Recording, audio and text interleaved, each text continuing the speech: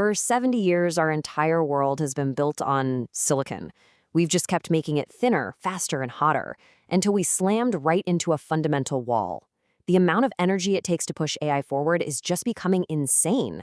But what if the solution wasn't a better chip, but a totally different kind of processor? One that isn't built, but grown? Well, that's exactly where we're headed. We are entering a new era of computing, moving way beyond the hardware and software we all know and into the age of wetware. And just to be clear, this isn't some cool metaphor. We are talking about actual biological computers, powered by living, functioning human neurons grown in a lab. So in this explainer, we're going to break this whole revolution down. First, what even is a wetware PC? Then, we'll get into how you can literally rent a biological computer online, like right now. After that, we'll look at the mind-blowing energy efficiency that's driving all this. And finally, we have to talk about the huge ethical questions that pop up when our computers, well, when they start to feel. All right, so let's dive right in. What in the world are we talking about when we say a wetware PC? Well, the very first thing you got to get your head around is this. The core processing unit in here isn't a silicon chip. It's biological. It's alive. The technology at the heart of all this is called Organoid Intelligence, or OI for short. And, this is a huge shift in thinking.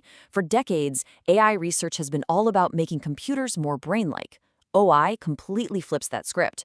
The goal here is to take a 3D culture of actual brain cells and make it more computer-like, harnessing the incredible processing power that's already there.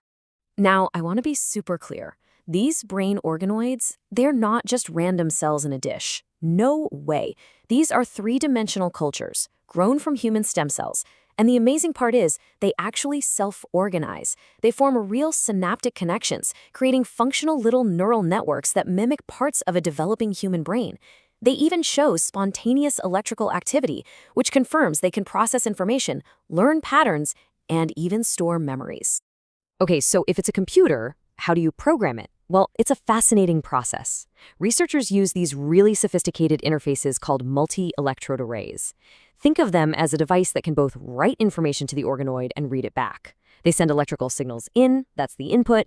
The organoid's neural network then processes that signal, physically changing and adapting as it goes. Finally, the array reads the resulting neural activity as the output. It's a totally living input-output system. I know what you might be thinking. This all sounds like something straight out of a sci-fi movie, maybe decades away. But it's not. This technology is being commercialized right now. In fact, companies like the Swiss-based FinalSpark are already bringing it to the cloud. FinalSpark has launched what it calls the Neuro Platform. It's a service where researchers and institutions can literally go online and remotely rent access to living human brain organoids. You can log in through a web interface and run computations on these biological processors from anywhere in the world. It's quite literally a brain-in-the-cloud hosting service. Of course, the way you train these processors is fundamentally different. Traditional AI models, they're trained in code using algorithms like backpropagation, which is basically a really complex way of mathematically correcting errors. But you can't just run code on living tissue. So instead, Organoid Intelligence relies on biofeedback, which is a form of reinforcement learning. So here's how it works. When the organoid successfully completes a task or gives the right output, the system rewards it with a chemical stimulus, like a little dose of dopamine. When it gets it wrong, it can be given a punishment stimulus, maybe a chaotic, unpredictable electrical pulse. So yeah, we are literally incentivizing these mini brains to think correctly for us. This all raises a huge question, right? Why go to all this trouble? Why are we growing brains in a lab when we have these incredibly powerful silicon chips? The answer, and the main driver of this entire field, is all about solving silicon's catastrophic energy problem. Let's just look at the numbers for a second. The human brain, the most complex object we know of, runs on about 20 watts of power. That's about the same as a dim light bulb. Now, in stark contrast, Frontier, one of the world's fastest supercomputers, consumes 21 megawatts. That's 21 million watts. The difference is absolutely staggering. So the bottom line is this. Biological computation is about 1 million times more power efficient than our current machines. And as AI models get bigger and bigger, their energy demands are becoming a serious global issue. Biocomputing represents a path to keep growing AI that doesn't require building a new power plant for every single data center. This incredible efficiency comes from a fundamental difference in how the work gets done. A silicon chip just performs calculations. A brain organoid, on the other hand, learns by physically rewiring itself. Through a process called synaptic plasticity, it actually changes its own structure to become more efficient at a given task. In essence, the hardware becomes the software.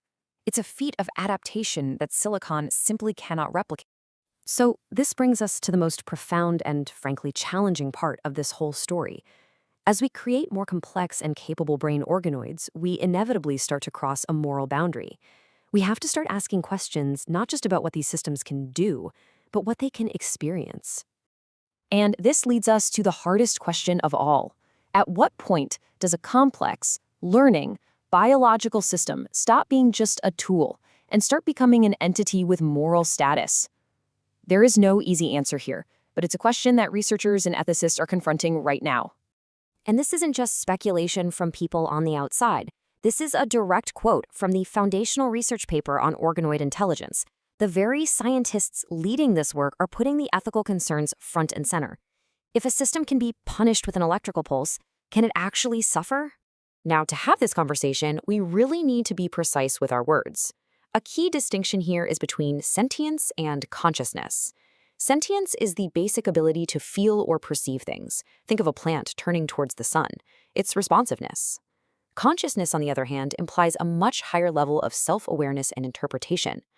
Researchers argue that these OI systems might achieve a basic level of sentience, but are nowhere near consciousness.